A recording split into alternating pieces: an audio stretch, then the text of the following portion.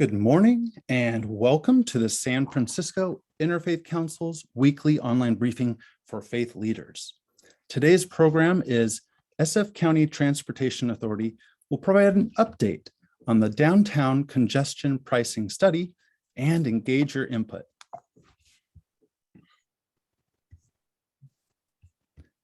A special thanks. The San Francisco Interfaith Council weekly online briefings are supported by a grant from MediFund. Thank you. The important ongoing work of the San Francisco Interfaith Council would not be possible without generous funding from congregations, corporations, faith-based social service agencies, foundations, judicatories, and supporters like you. Help us spread the word. Visit sfinterfaithcouncil.org to learn about SFIC programming and how to become a supporter. And follow SFIC on Facebook and Twitter. Subscribe to SFIC's YouTube channel to watch all of our virtual events. A bit of housekeeping. Today's program is being recorded. For audio and video, all participants are muted and without video to minimize distraction. To submit a question or comment, select the chat button at the bottom of your screen and send a message to everyone. To activate closed captions, select the live transcript button at the bottom of your screen and click Enable Live Transcription. San Francisco is open. Thanks to San Francisco's successful COVID-19 vaccine rollout and decreasing COVID positive cases, the city is aligning with state guidance that removes nearly all local COVID-related restrictions. You can protect yourself, your family, and your community by getting vaccinated, staying home if you're sick, and maximizing that fresh air. So get vaccinated. Drop-ins for COVID-19 vaccines are now available citywide. No appointment needed. The Pfizer vaccine is available for ages 12 and up at San Francisco Zuckerberg General Hospital and Southeast Health Center. Moderna is available for those 18 and up at Maxine Hall. But you can visit sf.gov/get vaccinated to learn about all of the vaccine locations. Now is the time to come together, San Francisco, because together we can stop Asian discrimination, bias, hate, and violence. The COVID-19 virus has no race or nationality. It is simply a disease. To report a hate crime, call the SFPD at 415-553-1133. And at this time, I'd like to hand the floor over to the Executive Director of the San Francisco Interfaith Council, Michael Pappas. Michael, the floor is yours. Thank you, Trey, and greetings from the Interfaith Center at the Presidio, headquarters of the San Francisco Interfaith Council. I'm Michael Pappas, and on behalf of the San Francisco Interfaith Council, I want to welcome you to this week's online briefing for faith leaders. As San Francisco moves toward economic recovery, congestion is expected to return. The San Francisco County Transportation Authority is studying whether congestion pricing could help reduce future traffic congestion, clean the air, increase street safety, and advance equity when the economy returns and recovers. Congestion pricing would involve charging motorists a fee to drive into congested areas of Northeast San Francisco during peak business hours. This week's online briefing for faith leaders, hosted by the San Francisco Interfaith Council, welcomes San Francisco County Transportation Authority Assistant Deputy Director of Planning and Manager of the Downtown Congestion Pricing Study, Rachel Hiatt, as our featured presenter. In addition to reporting on the study's progress and updates, Rachel will engage input on congestion pricing zone boundaries, fees, discounts, and exemptions, envision implementation timing, and so much more. At this time, we welcome the matriarch of Interfaith in San Francisco and the past chair and founder, Rita Semel, who will offer a brief welcome on behalf of the board and read the interfaith statement of our council. Rita, the floor is yours. Thank you, Michael. Good morning, everybody, and welcome. We're so glad you're joining us. This is an interfaith community. Whatever our individual belief It can be freely expressed here with no apologies. If we are invited to offer a prayer in this setting, it should be offered according to the tradition with which we identify. If we are invited to speak on a subject from the perspective of our tradition, we are free to do so without fear of offending those who come from another tradition. We come together as people of faith to learn from each other, that we might better understand the multiplicity of faith traditions in our city and in our world. Welcome, everybody. We're glad you're here. Thank you, Rita. You know, so many of you are on so many different Zoom calls for so many different organizations. I think what distinguishes the San Francisco Interfaith Council is the fact that here we are people of faith, and we try to highlight the beautiful diversity, rich diversity of faiths in San Francisco. We are very blessed to have with us today Reverend Elaine Donlin, who is not only a member of the board of directors of the San Francisco Interfaith Council, but a minister assistant at the Buddhist Church of San Francisco, to ground us in this reflective moment. Elaine, thank you for being with us, and the floor is yours. Thank you, Michael. It's wonderful to be here this morning. Given this morning's topic, we can't really talk about transportation without talking about community. Where are we all going? Well, some of us are journeying to work. Some are journeying to long overdue family gatherings. Some of us are journeying to finally share an in-person meal with our dear friends. And some of us are journeying to our spiritual homes, our churches, our temples, our mosques, our synagogues, or any other place we gather to celebrate our precious and holy community. Community is the natural expression and necessary basis of real freedom, and it represents that compassionate goodwill and realistic regard for others and ourselves. May we come together this morning with deep awareness of our profound interdependence, appreciating all the causes and conditions that govern one's access or lack of access to our communities. Understanding that the problem with privilege is that not everyone has it. May we be mindful of the existing inequities, yet hopeful of working toward the possibilities of real change. As spiritual or religious beings, we are all journeying together, but where are we going? In my Buddhist tradition, we appreciate our destination as the world of enlightenment, immeasurable wisdom and boundless compassion. As the workings of wisdom and compassion makes itself known to each of us, may we be moved in grateful response to connect or reconnect with all living beings. This expression of our universal oneness is an ancient Sanskrit phrase, Namo Amida Butsu, which is what we recite in our temple. But I invite you to close this morning's reflection with what resonates in your heart and in your spiritual tradition. Namo Amida Butsu, Namo Amida Butsu, Namo Amida Butsu, Namandots, Namandots, Namandots, Namandots. Thank you. Thank you, Elaine. And your words were both inspirational and also laid a foundation for the conversation to come. Bless you. You can't see this, but I'm looking at a map right now of the city and county of San Francisco. It's a map that was produced by the San Francisco Planning Department, and it's got a lot of dots on it. It's got actually 800 dots on it, and these are all properties owned by religious institutions in the city and county of San Francisco. We are everywhere. And as a result of that, both the San Francisco Municipal Transit Agency and the San Francisco County Transportation Authority have engaged us whenever they put a shovel in the ground. And so from the outset of the downtown congestion pricing study, we were contacted and engaged. This is actually the second program that we've devoted to this important subject. We are very grateful to Paige Miller, who is in the background today, who we've been working with ongoing.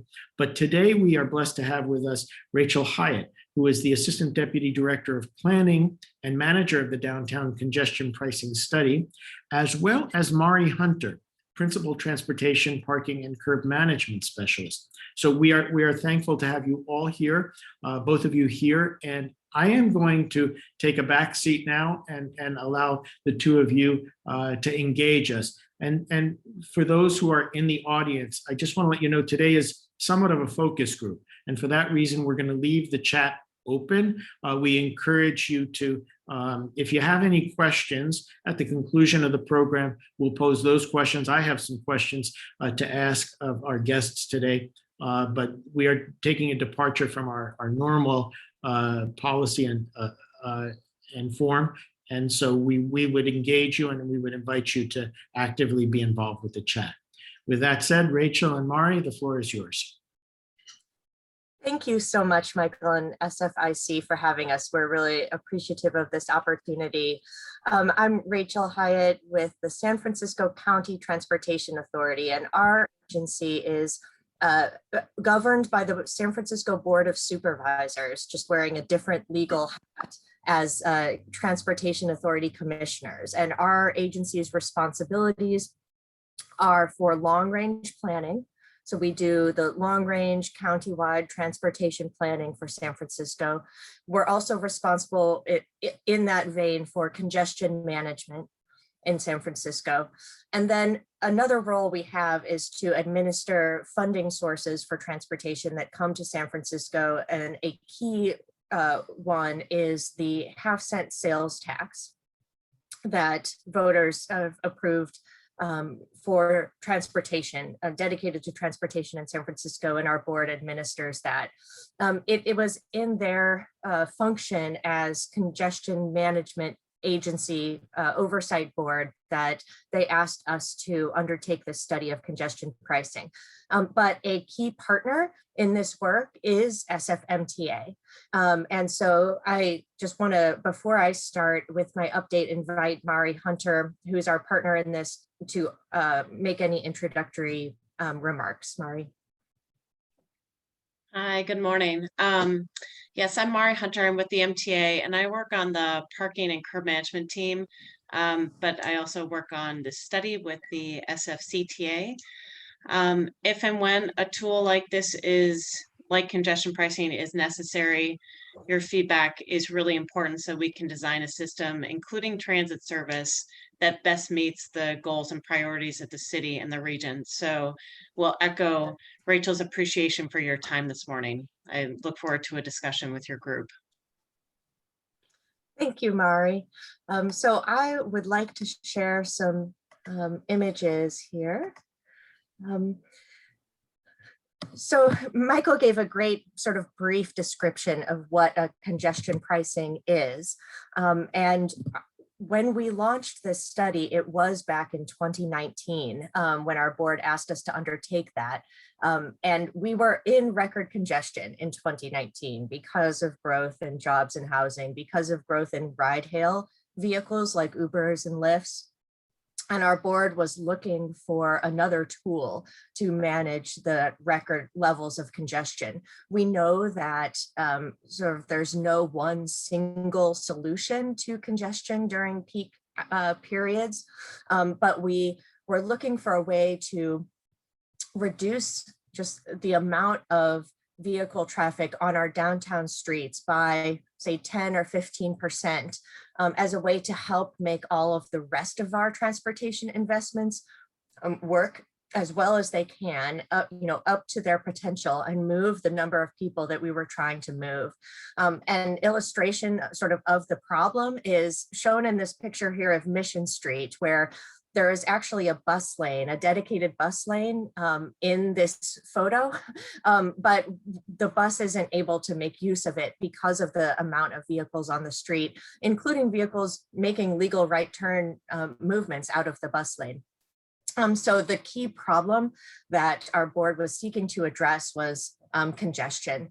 At the same time, we also have observed from other cities who have used this policy that along with reducing peak period vehicle trips by just 10 or 15%, also come safety improvements and reductions in emissions, improvements in air quality, and the ability to invest in better alternative modes of transportation. So those are associated goals that we would expect to see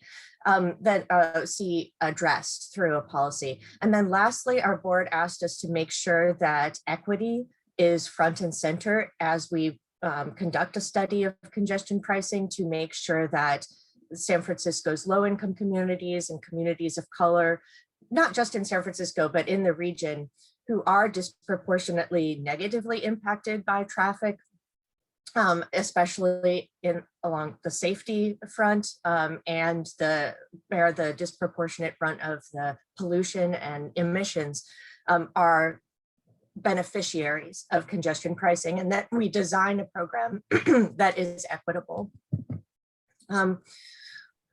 This isn't the first time that our board has asked us to look at congestion pricing, and it's also not the first time that other departments or areas of the city have considered the idea of congestion pricing as a way to meet some of our city's very ambitious goals. We did study the same topic back before the 2008 recession. So in the late 20-aughts, congestion had reached what was then a record. And our board asked us to study the topic back then. And then the recession happened. And so the next steps following from that were put on pause.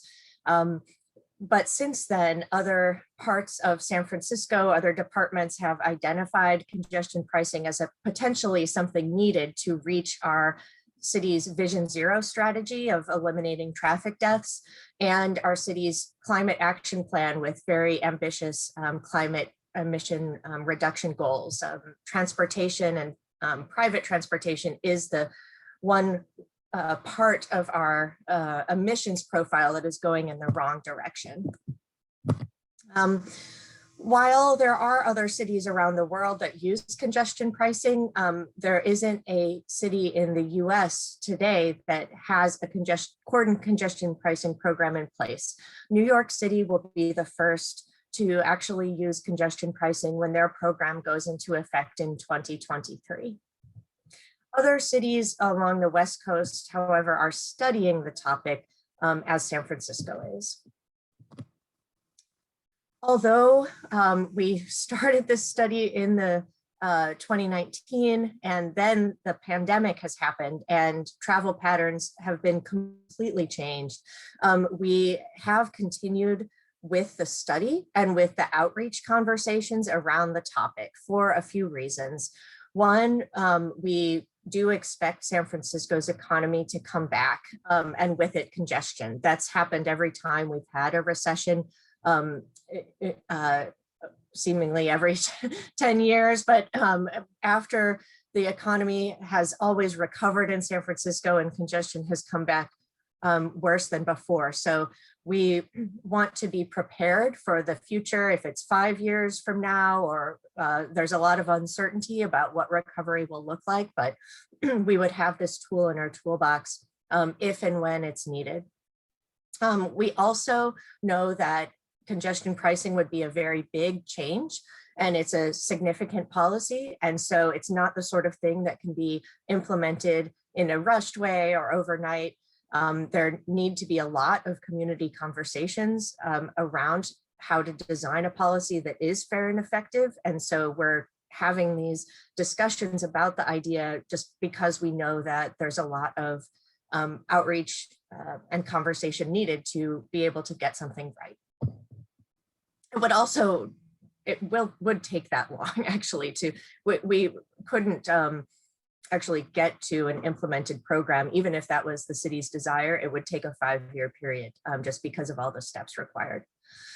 We are taking into account the impacts that the pandemic has had, and in our forecasting about what traffic may look like and when it might come back, we're taking into account the loss in population that we experienced during shelter in place, some of the setbacks in our transit improvements that we've experienced, and big potential changes that will last, like the number of people working from home. It's very likely that there will continue to be a significant share of folks who work from home, and that will definitely affect travel patterns and traffic downtown. So we can't predict the future. We are just looking at a whole range of possibilities and trying to understand the variety of different possible scenarios that might unfold between now and 2025. Where we are so far is that we've identified a number of different alternatives, and they each have trade-offs, and we're seeking input on the trade-offs. One of those is the zone of the congestion pricing area. We're looking at a smaller zone that would be bounded by Broadway to the north and Mission Creek to the south, and would include on the have a boundary at Van Ness on the west end, but also include the Central Freeway on and off ramps, which are a significant source of congestion. We're also considering whether the program would be more or less effective if it included the areas north of Broadway in the eastern quadrant of San Francisco, and Mission Bay, which is a fast growing area of the city. Regardless of the zone, however, the operational hours of a program would be limited to the weekday peak periods. So weekdays and rush hours. So the morning and evening peak periods. And the fee would apply for motorists who drive into the area during those hours. We've looked at a lot of different options for how to meet the equity performance metrics that our policy advisory committee has adopted. Those include not increasing transportation expenses for low and very low income households, and ensuring a equal distribution of benefits for low and very low income households compared to the rest of the population. We found that a key to meeting that first metric of not increasing transportation expenses is to have a means-based fee structure.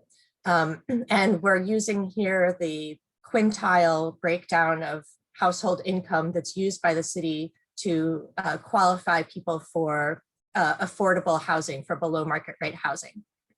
With this approach, the top two income quintile bands would be the only groups of folks who would pay a full fee, and everyone at 120% of area median income and below would have a discount or an exemption.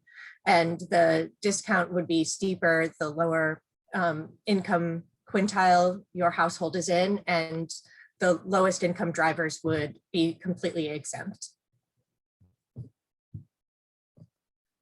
We also recommend for the alternatives under consideration a discount for drivers with disabilities regardless of income.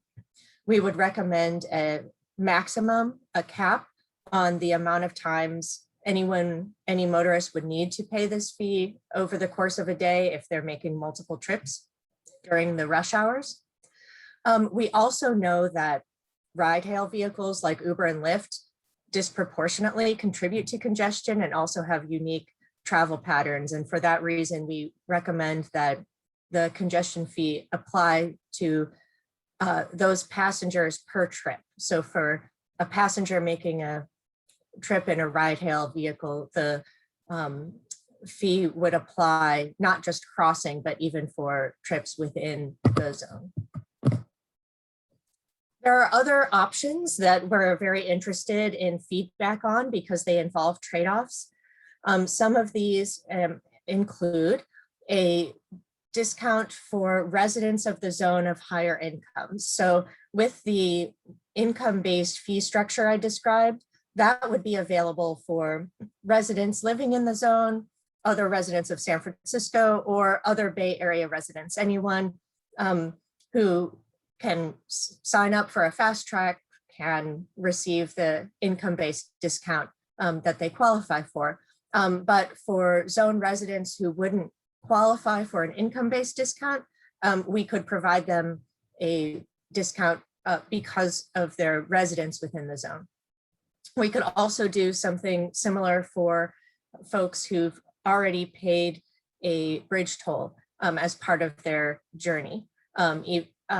Something to know about the discounts is that we'd want a person to receive the largest discount that they are eligible for. So if they are eligible for a complete exemption based on their income, then that would govern. Something else we've heard a lot of interest in as we've talked about this topic is using a program like this to help expand transit fare discounts. And that an example would be deepening the amount of the Muni Lifeline discount from 50% off, which is what it is today, to 75 or 100% off. Or it could expand the share of people or the income threshold that allows someone to qualify for the Lifeline. So including low income households in the eligible parties. This program itself couldn't alone make both of those happen, but we could contribute towards expanding Muni or other transit discounts. We are going to be launching a very broad public round of outreach and input tools later this month, probably beginning of next month. And we would love to engage your members and congregations in this outreach. We will be doing, among other things, a online and text sort of survey you can take on your phone or online as a way to give us input on some of the trade-offs and let us know what you think about the program. Is it right direction, wrong direction? How would you change it? We are also going to particularly be trying to reach drivers, and we will be publicizing our survey and the program in parking areas downtown in the zone, as well as partnering with Muni, with Mari. We have a partnership to reach drivers who have MTA parking permits or residential parking permits. So a way to make sure that you are notified about these opportunities is to go to this link here, sfcta.org downtown. And I think Paige, if she's able, can put it in the chat as a place for you to go to be notified about the events and opportunities to give us your input. We'll continue that outreach through the early fall. And then based on what we hear, modify the program to respond to the feedback that we get and bring an updated proposal back to our board, the Board of Supervisors in their County Transportation Authority hats by the end of the year. Something important to know is that the City of San Francisco, our board or the MTA board, does not actually have the authority to implement a congestion pricing program. Because of the state vehicle code rules, the state of California would need to give San Francisco the authorization to do congestion pricing if that's what the city wished to do sometime in the future. That would mean that a state law would need to be passed to allow it to San Francisco to try it. So for that reason and many others, there's a number of years it would take if the city wished to try congestion pricing. We would estimate it would be a 5-year process, given that we're just at a very conceptual level where we are right now. So thank you very much for having us, and I look forward to your questions and your perspectives. Rachel, 1,000 thanks. This was a phenomenal presentation. I was thinking, and I guess these remarks are for the audience as much as for you. You've been very conservative, if you will, in thinking about timing. But I just remember when the Geary Boulevard Rapid Transit program was being presented, and it was in a stage like this. And it was supposed to be many, many years down the line. I just remember driving up Van Ness the other day and seeing those red lines and saying, wow, time flies. And so to our audience, I would say, this is really a time for your input. And I know that both the Transit Authority as well as the MTA would appreciate your input. And so I would encourage you in the chat to do that. I have a number of questions that I'd like to ask, but again, we would very much welcome the input of our audience. This is a focus group, and so your input is important. There will also be ways for you to offer input at the conclusion of this when you receive the recording link as well today. Just wanted to ask, you've taken this on the road. What have you heard so far from your outreach? How's this been received? And can you give us some insights? Yeah, we've heard all kinds of perspectives and thoughts about the idea of congestion pricing, ranging from folks who are very, very concerned about it and the potential for it to have unintended negative consequences. And then on the other end, from folks who, think we should have continued with it back in 2010 when we were studying it before. Some of the biggest concerns that folks have is around affordability. And that, San Francisco and the Bay Area is a expensive city to live in, and concern that this could add to household travel expenses for folks who are already squeezed. So that's a top concern we've heard. We've also heard just a lot of questions about, when will the economy really be recovered? Will our small businesses and other small establishments in San Francisco be able to recover from the pandemic? And just the concern that we need to get back to healthy and not add any barriers to that recovery, and a concern that if we tried congestion pricing too soon, that it could be an impediment to recovery instead. Thank you. You mentioned peak hours. Your audience today certainly are folks who worship on Saturday and Sunday. Would this be Monday through Friday, or would this be every day as you're looking at it now? Only Monday through Friday. Okay. Okay, thank you. We have from Jeff Quiros to everyone here. How would drivers be charged this fee? What technology would be used? I have to tell you, when Paige first presented this to me back in 2019, I envisioned toll booths all over the city. Can you share? Can you answer Jeff's question, but also my curiosity? Yes. So the main way is through a fast track. So if you already have a fast track toll tag, if you drive across the bridges, you would use that. Now, not everybody has a fast track, of course. And so the backup to that, it would work the way that the Golden Gate Bridge works, where they don't have toll booth takers either. What happens is that the system detects the license plate of the vehicle that goes across and contacts the person associated with the vehicle registration. Okay. I hope that answers your question, Jeff. Equity is a big issue in San Francisco. Reverend Donlin referred to it in her prayer. It's something that I think is part of the acid test of everything we do in San Francisco these days. How are you assessing equity in this project? And the Yeah. study? Super important question, right?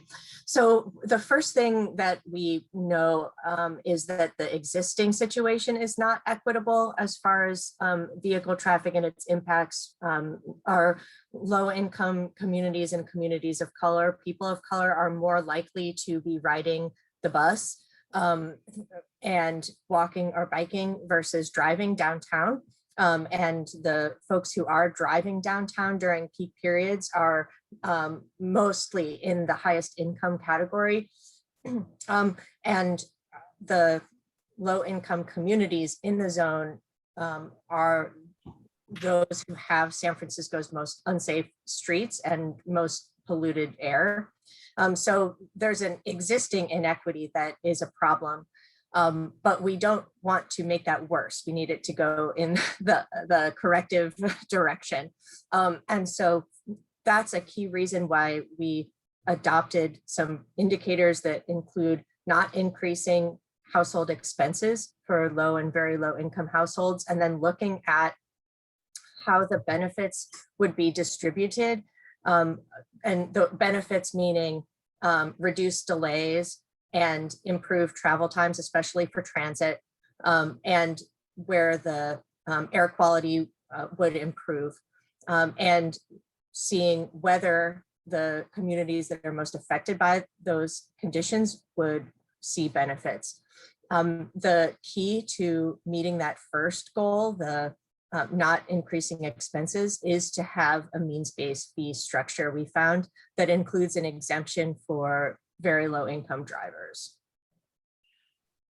Okay, I'd like to talk a little bit about travel forecasting and the impacts of the pandemic. I recently relocated to Marin, and my greatest fear was sitting in traffic getting into the city.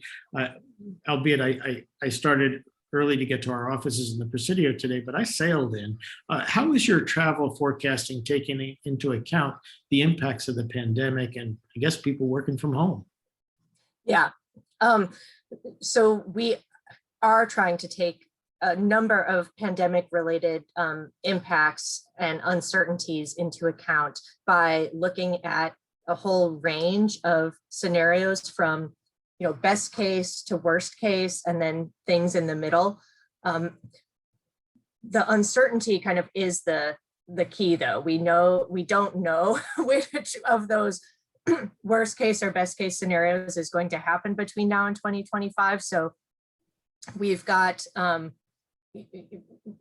the potential for things to come back, worse than before sooner, because if everyone right now, kind of what we're seeing is that vehicle traffic is coming back faster than transit ridership. And so that's, a potential situation where, if everyone is trying to drive downtown and not take transit, then we won't be able to get the same number of people back. But on the other hand, there's work from home. And if significant shares of people continue to work from home, that will also reduce the demand for travel downtown and allow us to, potentially accommodate people we need to accommodate. So we've done forecasting that looks at a whole range of possibilities, and we think it's going to be, we're not going to reach 2019 levels of traffic again by 2025 in our sort of likely case scenario. Okay, now a question, and I know that San Francisco always likes to be on the cutting edge. And I'm surprised New York is beating us in the timeline of this. Have you considered ways to combat congestion other than congestion pricing? Yeah, great question. So even in 2019, we felt like we were trying to do a whole bunch of things to combat congestion. So we're trying to expand transit capacity in a significant way through things like bus rapid transit on Van Ness, trying to finish the Central Freeway, increasing transit capacity through the Muni red lanes. And so that does help, but it those things, first of all, take a long time and are very expensive to do things like subway expansions. So there's only so much new subway expansion that we can get in the amount of, in a 10-year period. And then with Muni red lanes, those also help. But we then see problems during peak periods like the one I showed the very first photo of, where we have a red lane for the buses on Mission Street, but they're not able to make use of that lane because of the number of vehicles that are sort of crowding the bus out. So what we're trying to do is just reduce that peak period vehicle traffic by 10 or 15% to allow those other investments that we also need to keep doing, more transit service, traffic calming and better quality pedestrian and bicycling facilities to make those choices easier and safer for people. We need to keep doing those things at the same time. And in combination, we would want to see a reduction of peak period vehicle trip making by 10 or 15%. Okay, now San Francisco is, I guess, the epicenter, and it was, of the tech boom, I guess, pre-pandemic.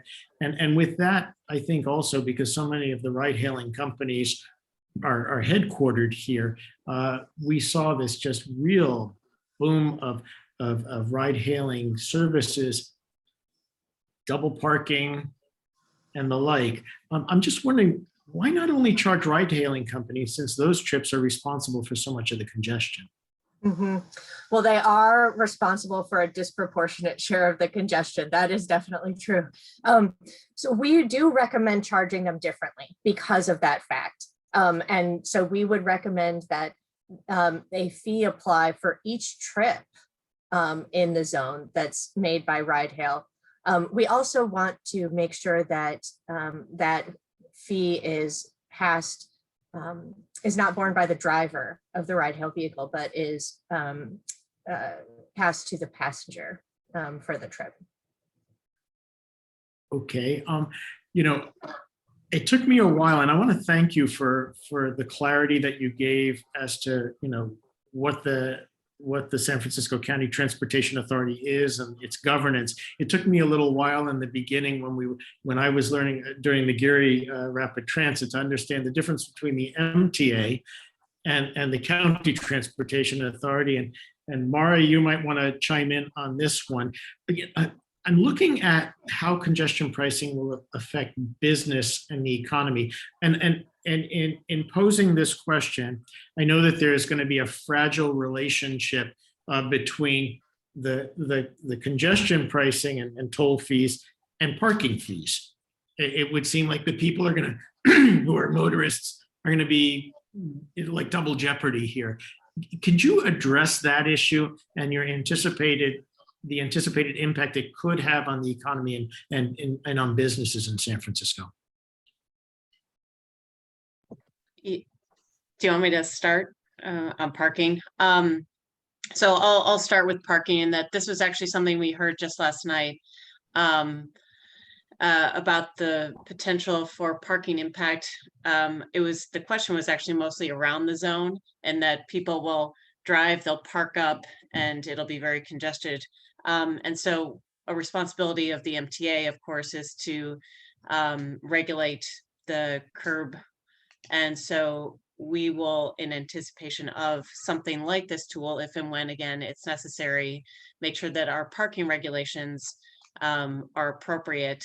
But similar to the congestion pricing fee, some of you may be familiar with the demand responsive parking. The price is just enough. Rachel mentioned, 10 or 15%. The price is just enough to get to that amount. It is the lowest possible price to achieve our goals. And so similar with parking, if we get a reduction in traffic going into the city and presumably a slight reduction in parking demand, those prices will adjust as necessary, because again, we want to hit the lowest price necessary to meet our goals. And for parking, it's to have, a couple spaces on a block so people don't have to circulate, which also contributes a little bit to congestion.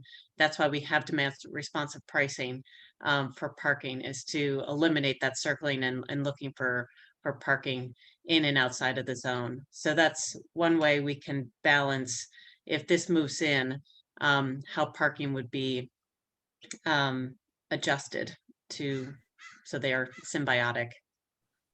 Rachel?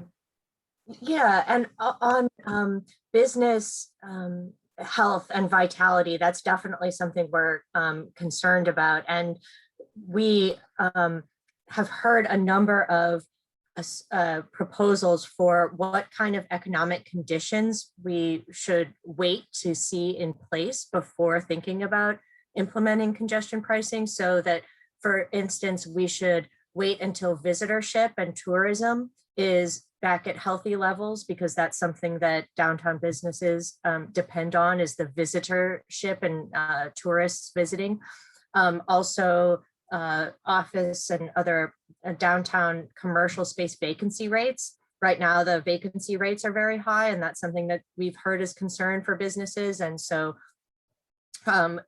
waiting until vacancy rates are at a much sort of pre-pandemic levels and back to sort of a healthy levels, as well as the unemployment rate, and making sure that unemployment goes back to pre-pandemic levels, where the people who have lost their jobs because of the pandemic are back in employment. And so those have been proposed as sort of preconditions that would need to be met before congestion pricing is implemented.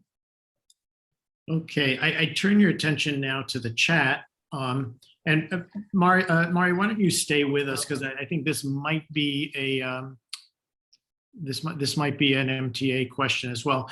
Reverend Dr. Carolyn Ransom Scott, a dear friend and colleague, puts this out there. Regarding cost and homes not always have cash daily, have you thought about distributing a monthly bus card at the affordable rates, which can be bought in communities, schools, and other easy access sites such as local grocery stores? Yes, that is something that we've been looking at affordable or discounted rates for various things, including, we do have discounted rates for monthly bus passes and such. With the program that Rachel has described, one of those features either further a deeper discount, and ways we're trying to make that easier for people is, I know that there's an effort around linking that with schools. I'm trying to think of other opportunities, but yes, making it easier, coupling things together, that once someone has been identified as low income or very low income, that being duplicated in any other discount that we offer for transportation, whether it is parking or transit, or for this congestion pricing, making sure that people aren't having to go through 4 or 5 different programs to get the appropriate discounts. Thank you. Rachel, did you want to add anything to that? Okay. We're so glad you're here, Mari. Rachel, I think you touched on this one.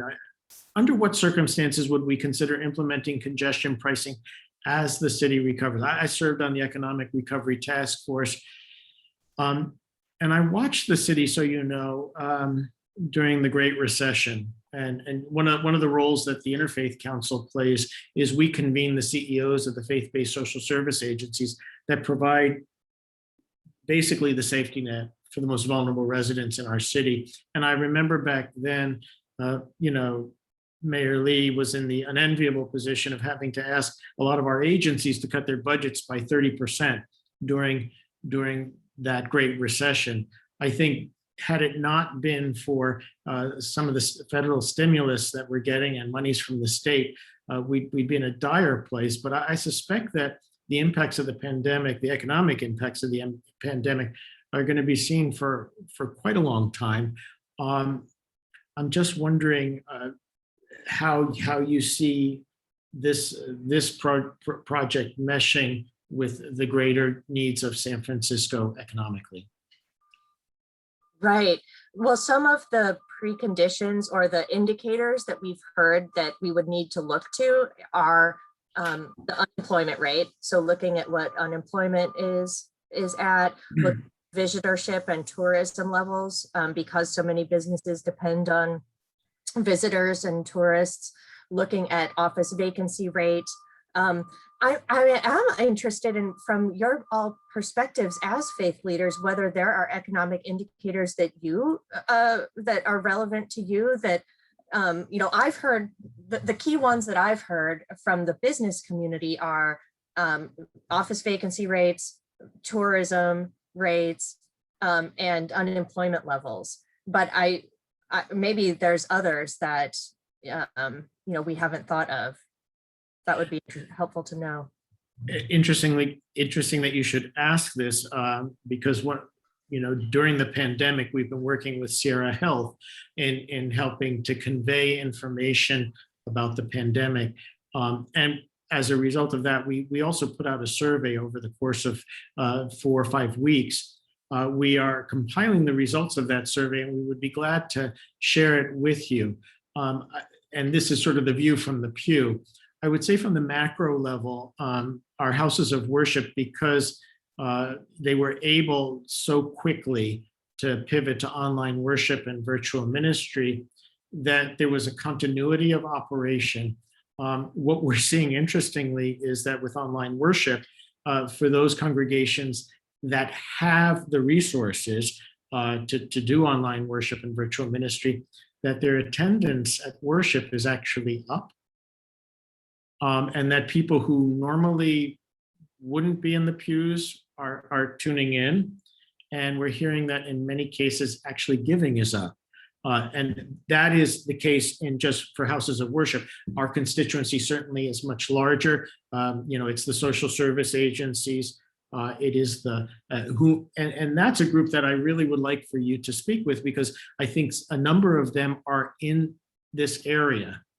And so I just don't want to see them get overly taxed because they're trying to do good for the community. And I think that probably is a consideration that should be taken into consideration.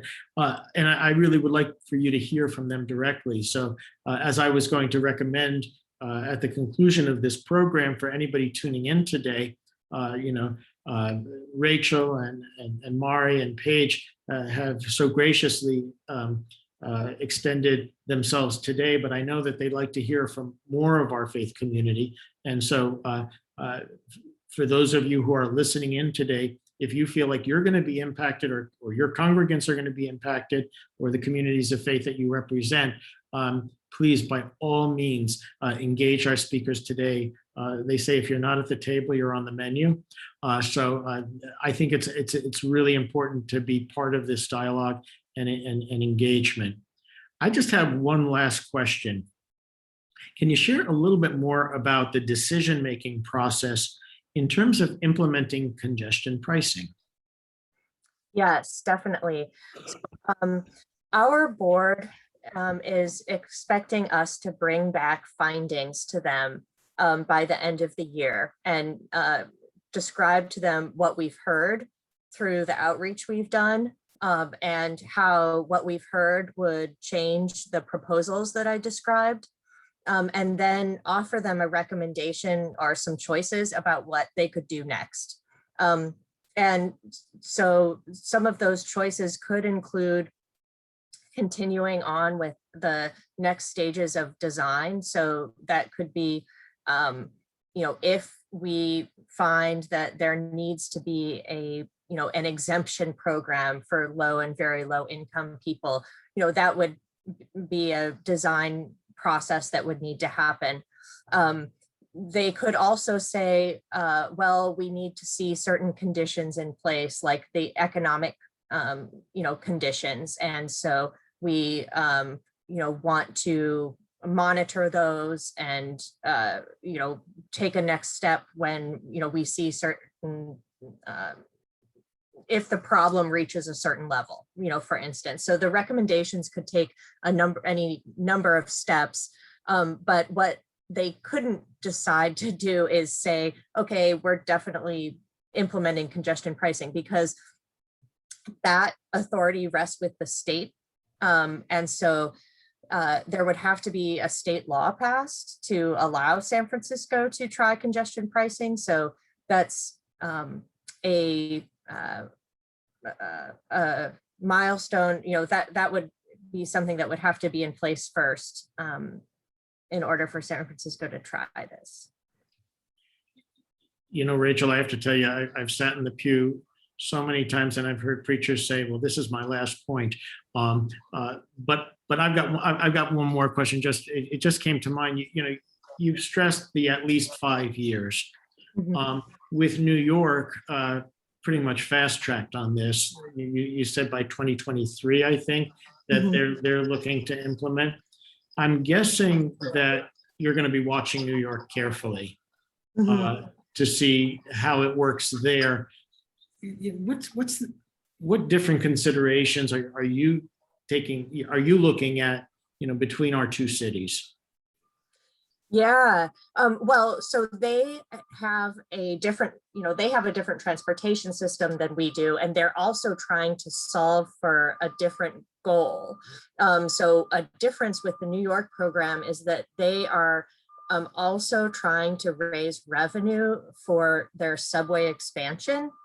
And so they have a very specific set of subway maintenance and subway caretaking projects that they plan to fund with it, and that they want to make sure are supported by the congestion pricing program. So that's something different, that a different goal, or a very much more specific goal that they have. I think they haven't adopted final policies as far as their exemptions and discount program. What I am aware of, I think what they have been considering is an exemption for households earning $60,000 or less. So it's kind of a lower threshold of for a discount than what we're talking about. Having mentioned this, interestingly, you should conclude with this, because Dr. Scott asked if you would screen share again the proposed suggestion pricing social levels. I would say, Dr. Scott, in addition to the recording link, which is going to be distributed by day's end today, Rachel has been so gracious to give us her slide deck. So you'll have not only that slide, but all of the slides that she shared with you today, as will all of those who are on this call and our 5,000 e-subscribers. This brings us to the end of the hour. It's been a wonderful exchange, a lot more animated than I thought it was going to be, quite honestly, if confession is good for the soul. But we thank you, Rachel and Mari and Paige, for your contributions today. We thank Rita and Reverend Donlin as well. And I have to say a very special thank you to Cynthia Zambucas in our office, who is our administrative program associate, who's done so much in terms of helping to share this information, as well our other 55 programs. And we thank Trey Russell Allen, our new tech consultant, for his assistance. That brings to conclusion today's program. We would ask you to join us on Thursday, July 29th at 8:30 a.m. When we're going to hear from California Department of Public Health spokesperson, Dr. Ilana Silver, on the risks by the Delta variant and the state's guidance to fend off a future COVID-19 surge. This is going to be this is the issue of the day, and we are very grateful to the State Department of Public Health for providing both the leadership as well as our speaker for that program. Again, that's on July 29th at 8:30 a.m. God bless you all, and God keep you. Have a beautiful day.